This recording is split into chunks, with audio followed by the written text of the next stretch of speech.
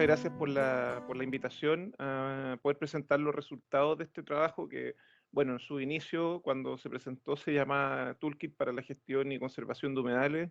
una propuesta de fortalecimiento a su actual institucionalidad y que derivó en un producto que resultó ser una guía para hacer denuncias en humedales. Y la idea hoy día, en el fondo, es contarle un poco la historia de lo que fue el proceso de realización de esto, porque lo interesante está en cómo se realizó, y también mostrarle un poco el producto, el resultado, para que ustedes, dentro de su ámbito de acciones, lo puedan utilizar y les pueda servir. A modo de introducción, en general, la gran problemática de investigación que nosotros como detectamos es que en general ha habido una transformación de los humedales desde un activo de baja valoración a pasar a ser un activo ambiental de valoración importante por el reconocimiento de sus servicios ecosistémicos, por su reconocimiento de funciones de adaptación en términos de cambio climático, por ejemplo. Entonces, ese reconocimiento ha permitido transformar la visión que se tenía de los humedales. No obstante lo anterior, todavía sigue coexistiendo también en visiones antiguas donde los humedales eran un problema, un foco de enfermedades, un límite para el desarrollo, y por lo tanto estas dos visiones,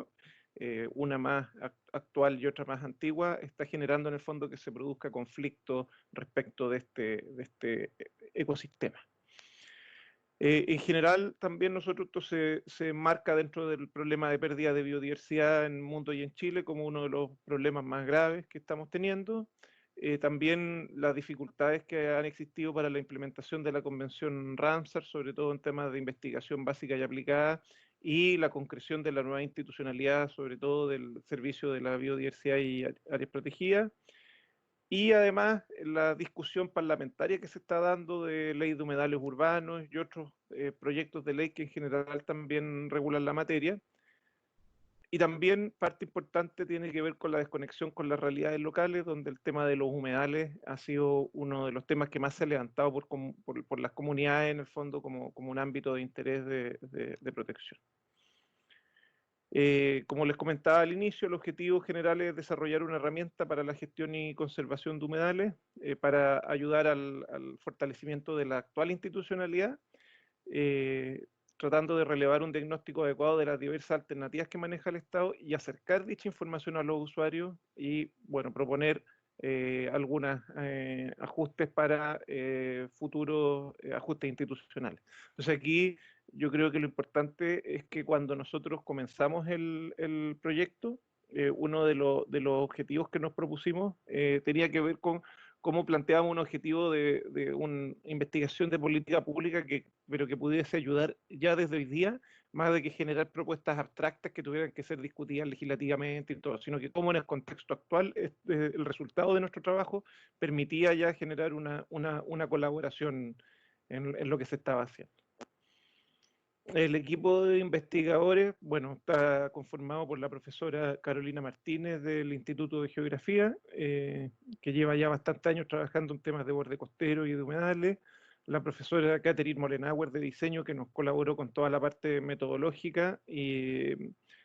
el fondo, de implementar trabajos de co-creación que vamos a ver después, el profesor Cristian Pérez del Centro de Derecho y Gestión de Biodiversidad de la Universidad de Chile, y José Hernández de la Facultad de Derecho de la Universidad San Sebastián en Valdivia.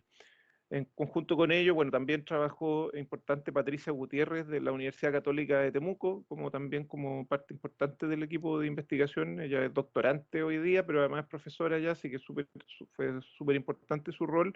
Y bueno, yo que trabajo en el Instituto de Estudios Urbanos y que en general mi ámbito de trabajo se relaciona con temas de institucionalidad ambiental y temas de instrumentos de gestión ambiental. Entonces, de ahí este equipo interdisciplinario trató de abordar el problema de distintos focos en el fondo para llegar a un resultado común. Respecto de la metodología que se utilizó en el proyecto, yo creo que es lo más relevante para nosotros, la idea de la co-creación, donde se considera la participación de los actores clave. En este caso, los actores clave tenían que ver con lo que se llaman los agentes, pero que son los expertos en temas de humedales, tanto funcionarios de servicios públicos como de académicos o como profesionales que trabajan en fundaciones con especialidad en la materia, usuarios, que lo podemos definir esencialmente como los ciudadanos, que son quienes conviven en estos entornos, eh, o participantes de ONG, o en este caso también incluimos dentro de usuarios a los funcionarios municipales y el equipo investigador que éramos nosotros que hacíamos como de resorte a todo lo que estaba pasando. Y estos trabajos de co-creación nos permiten en el fondo entender el problema desde distintas perspectivas, desde distintas visiones, que eso es lo importante porque a veces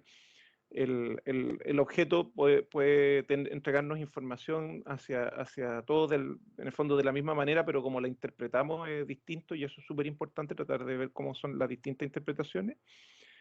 Y también nos permite en el fondo ser empático y tolerante con los errores. La idea es ir generando etapa tras etapa, ensayo y error para ir mejorando el producto. Y finalmente la solución que se genera es con el aporte y el conocimiento de todos los participantes, por lo tanto todos se sienten representados dentro del trabajo que se realiza.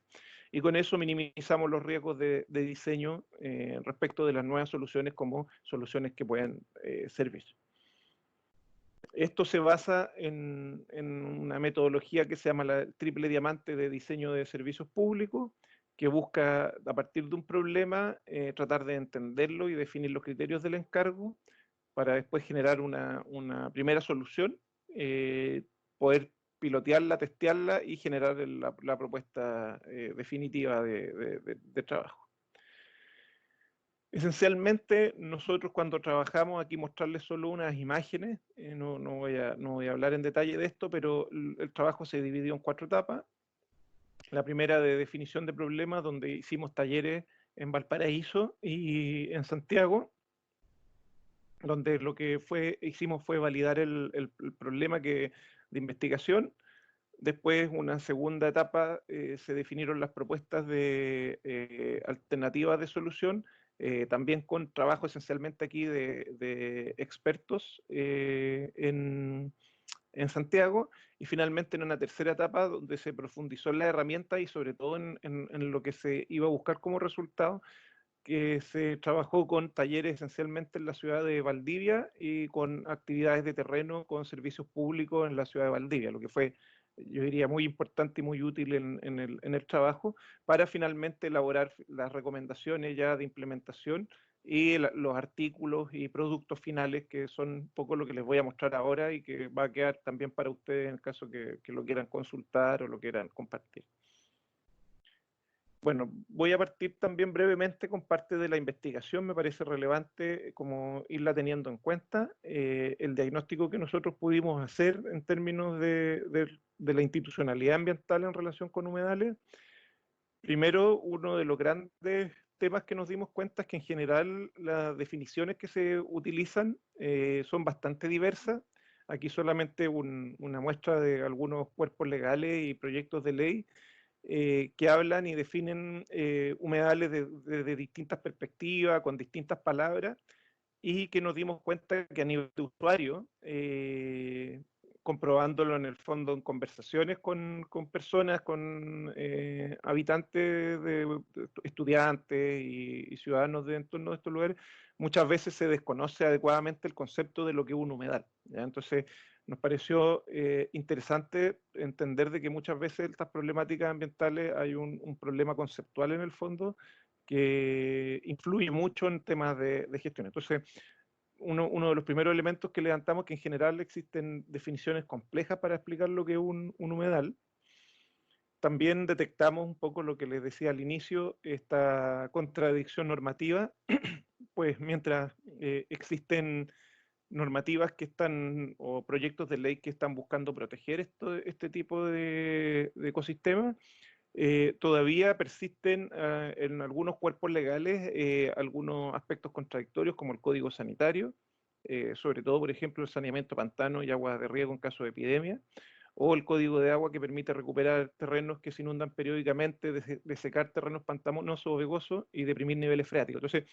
todavía conviven en este nivel, en el fondo, este tipo de normativa que considera un obstáculo al humedal y por otro lado el activo ambiental. También se identifica una fuerte dispersión institucional sobre la materia, donde a través de la normativa, pero también muchas veces no con la normativa, sino que con la participación, en el fondo, el involucramiento en estos temas de al menos 33 órganos del Estado, que se da una articulación a través del Comité Nacional de Humedales, pero que esencialmente no da cuenta de todos los actores que trabajan en la materia. Y sobre todo creo que lo más relevante es que al haber tanta dispersión institucional, tanto los usuarios, los ciudadanos en el fondo, como los expertos desconocen el rol de cada una de las instituciones en la protección de humedales. En el fondo hay una confusión de quién es quién, ¿ya? Y eso también es relevante. Aquí solamente mostrar un poco el mapa de dispersión institucional que hicimos. Por ejemplo, los que tienen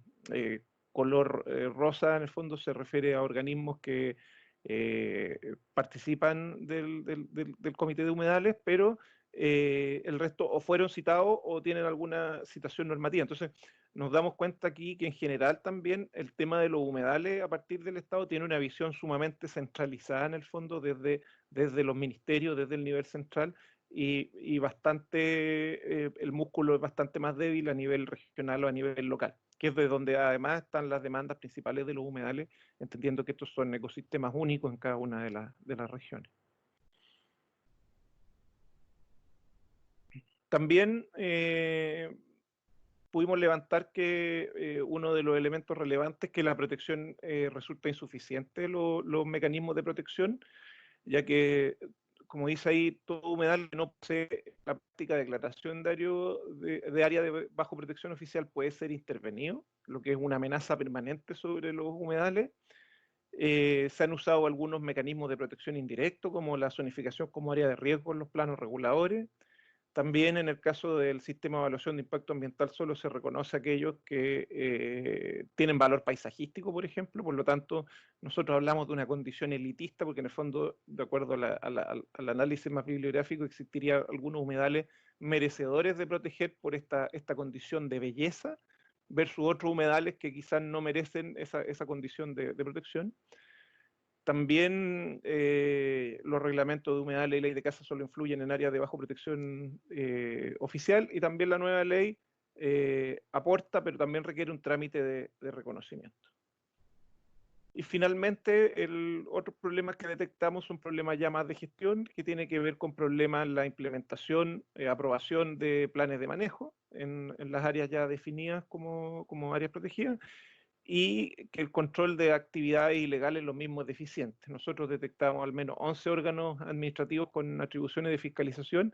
pero que en la práctica se han traducido multas de baja cuantía y sin una protección efectiva, lo que sobre todo pudimos percibir a lo largo de la investigación provoca desincentivo y frustración de parte de los usuarios a continuar mucho de estos casos, y en el fondo se ve que finalmente los resultados en muchos de ellos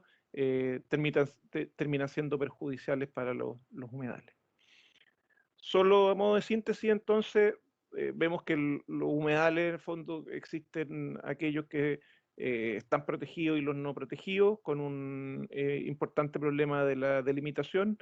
En los que no son protegidos, como ya lo vimos, en general la normativa es contradictoria, o sea,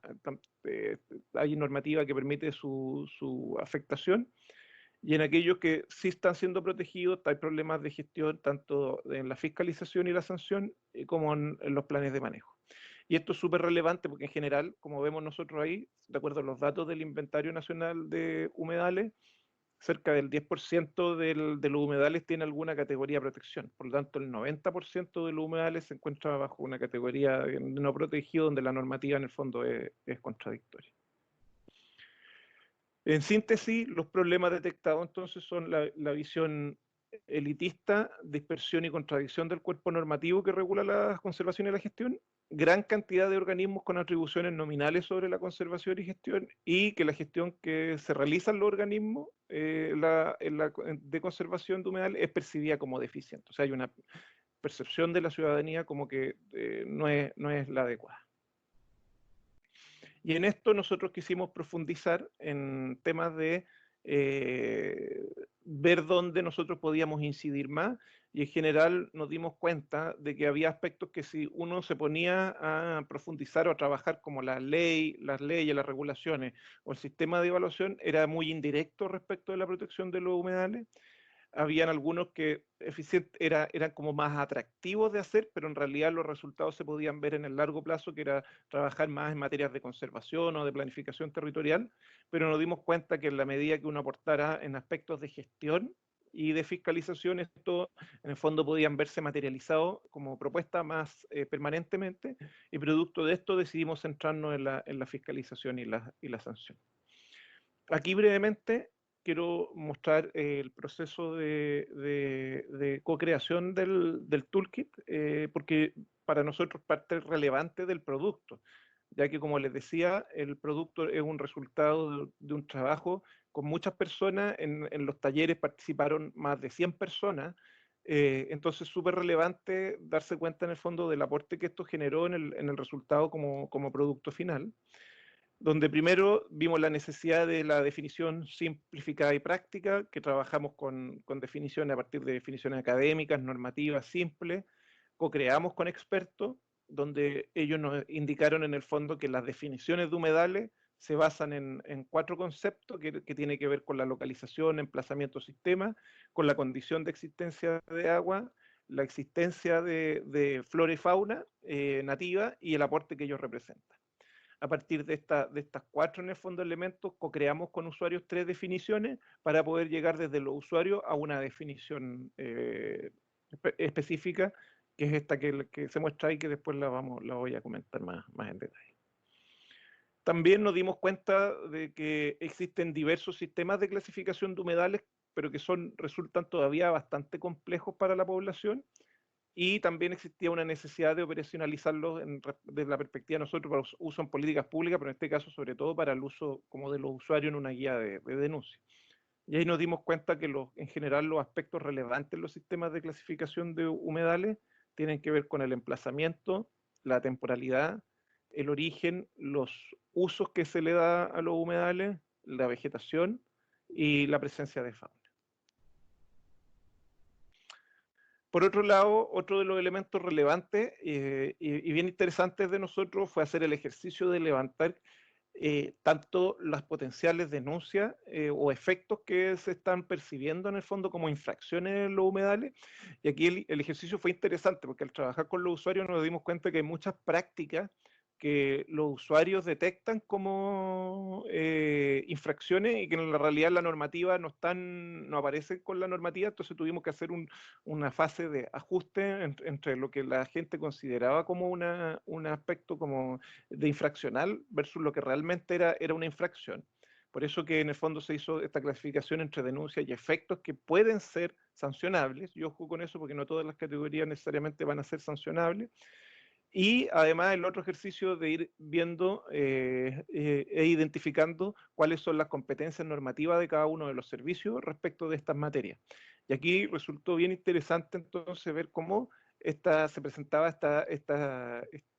dispersión de organismos y en función de cada uno de las potenciales denuncias o efectos que podían aparecer.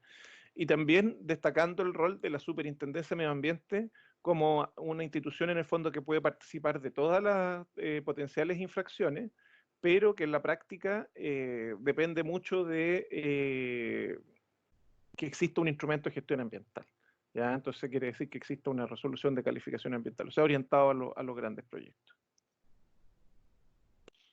Por otra parte, durante este proceso también identificamos o dividimos las partes de lo que era un proceso de denuncia, desde lo que nosotros identificamos como admisibilidad, comprobación de la denuncia, los procedimientos sancionatorios y la reclamación, y nos percibimos que el problema donde hoy día se genera más conflicto tiene que ver con la admisibilidad y la comprobación de la denuncia,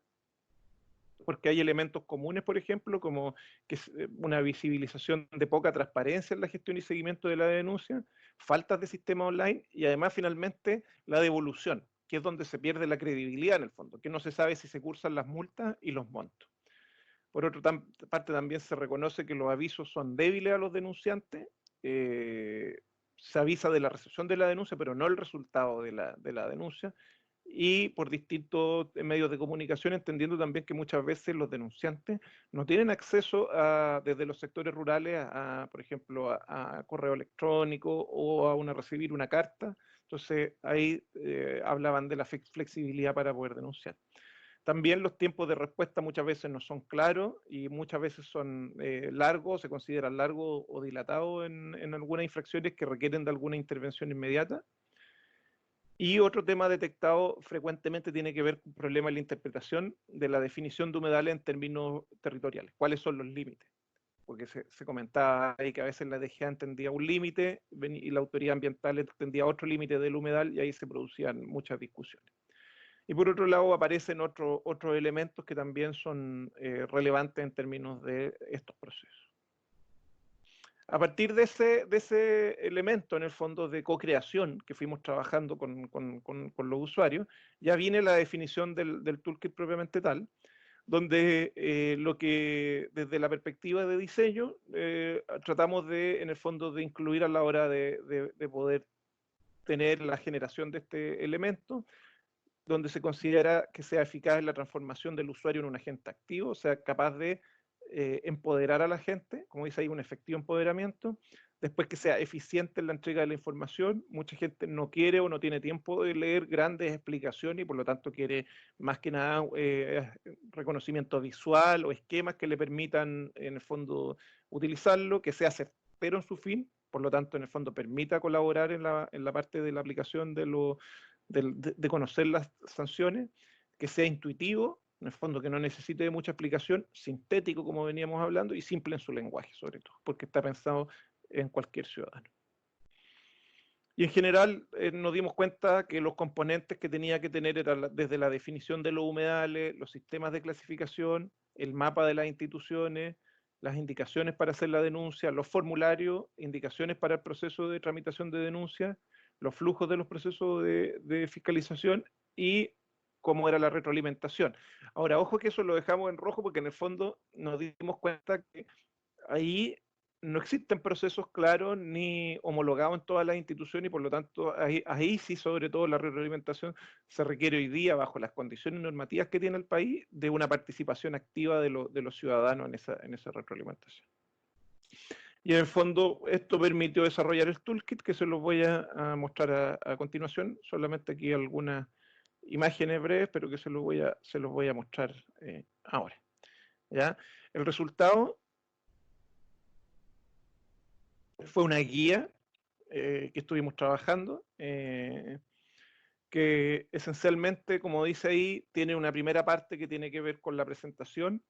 que explica para quién está dirigida. En el fondo busca empoderar a los ciudadanos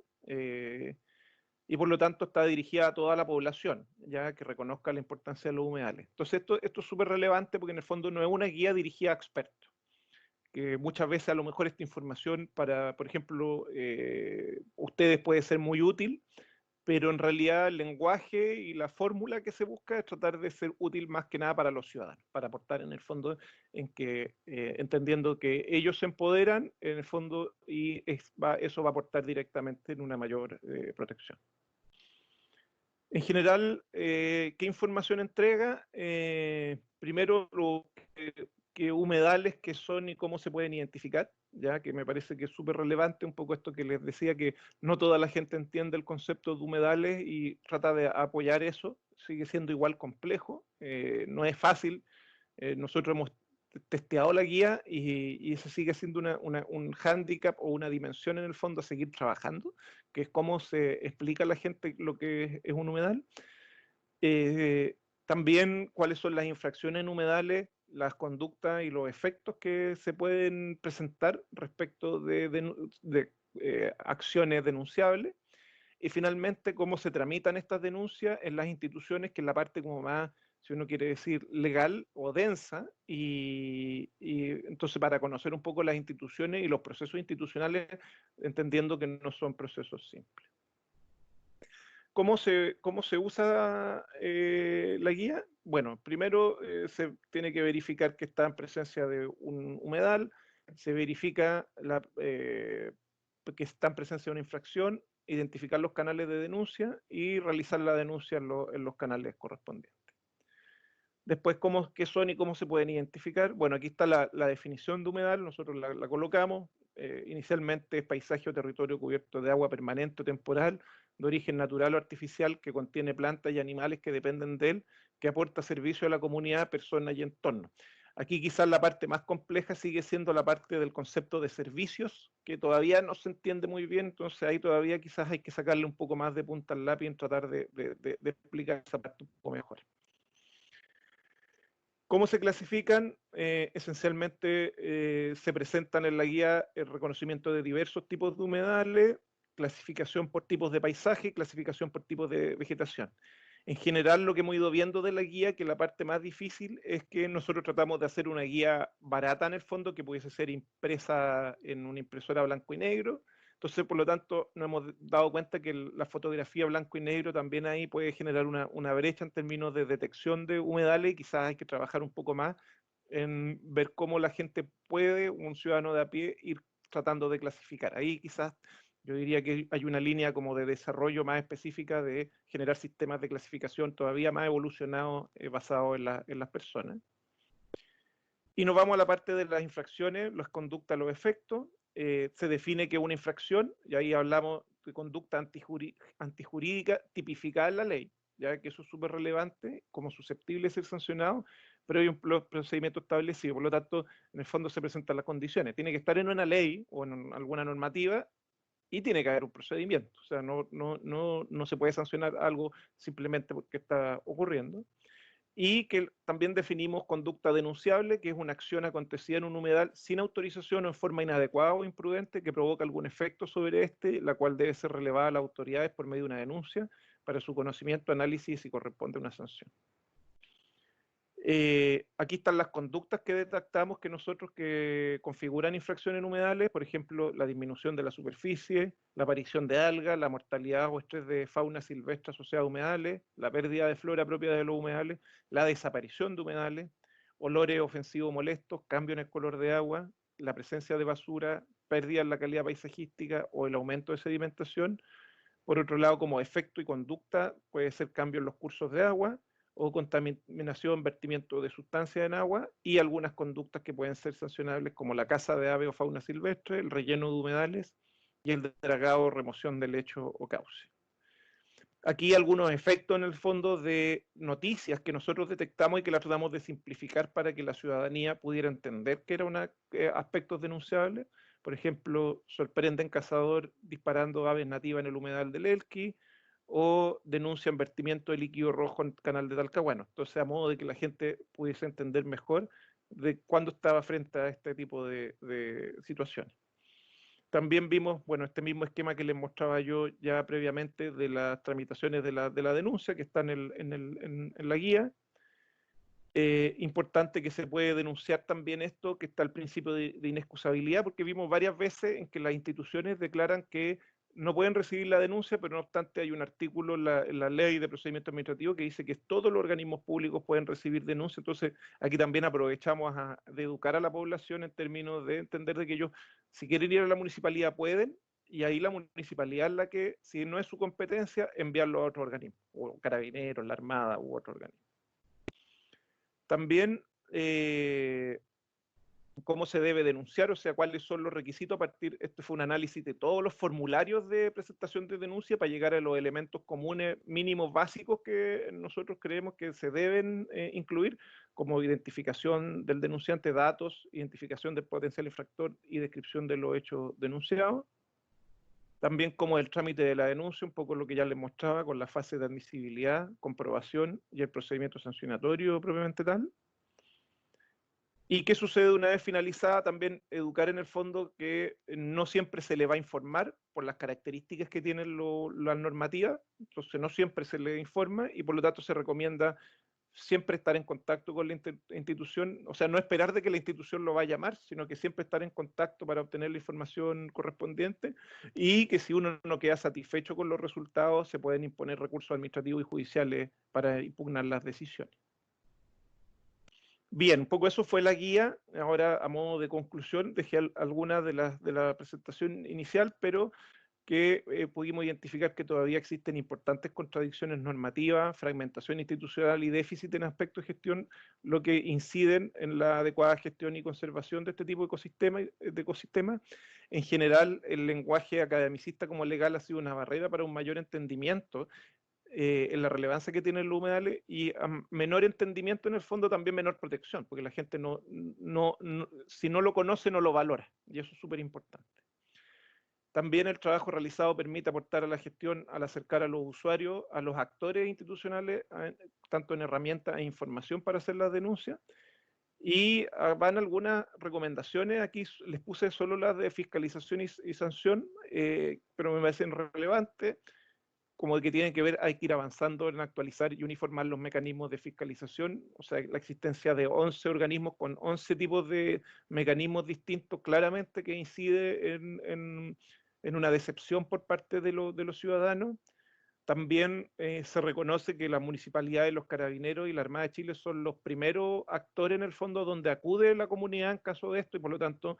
requieren de una capacitación más fuerte respecto a estos temas. Ellos en general, de las conversaciones, no muchas, en algunas municipalidades existe alguna formación, pero en muchas no existe, y ni hablar de carabineros. En la Armada en general también hay una mayor sensibilidad por el rol que le toca.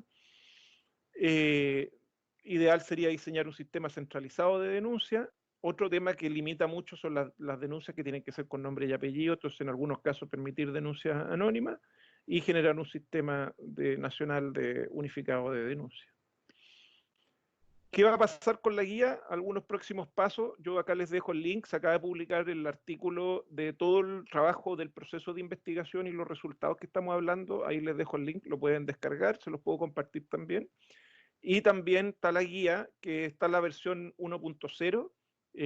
Nosotros estuvimos testeando la guía durante el verano y esperamos sacar como la versión 1.1, un poco mejorada, por eso que les hacía algunos comentarios de la aplicación de la guía, para que en el fondo ya esa versión definitiva en el fondo va a ser la que va a quedar disponible. Ve, aquí está. Y algunas de las conclusiones interesantes del testeo es que reconocen que la guía es útil para la mayor cantidad de casos, pero quizás en aquellos más complejos puede ser más difícil de proceder la denuncia, pero efectivamente ahí en general en los casos más complejos también hay personas más expertas participando, y por lo tanto se puede soslayar esa diferencia. Hay detalles menores de edición que pueden permitir una mayor usabilidad, y sobre todo uno de los grandes comentarios es intentar traspasar a un formato web. Vamos a ver si podemos hacer las gestiones para eso, y como decía, una vez actualizado la subiremos a la plataforma. Así que eso, muchas gracias y espero que les haya gustado la presentación. Súper, gracias Kai. Súper buena la charla, es muy entretenida también como la explicaste. Y lo bueno es que quedan disponibles los materiales tanto de la guía como del capítulo en los links. Entonces Sí, damos por... Sí. eso, yo solo para agradecer, o sea, un segundo, solo agradecer los comentarios y la posibilidad de hacer la presentación. Encuentro que es bueno que hacer la difusión y que no quede solo como en un artículo, en un paper o en la ciencia, sino que se pueda transmitir a las distintas personas, y sobre todo también agradezco los comentarios, porque también esto nos permite a nosotros ir como agregando elementos a nuestra reflexión que nos permite tratar de o indagar o de ir mejorando los materiales que podemos generar. Así que se agradecen súper harto todos los comentarios. Bueno, gracias a todos por asistir. Nos vemos. Chao.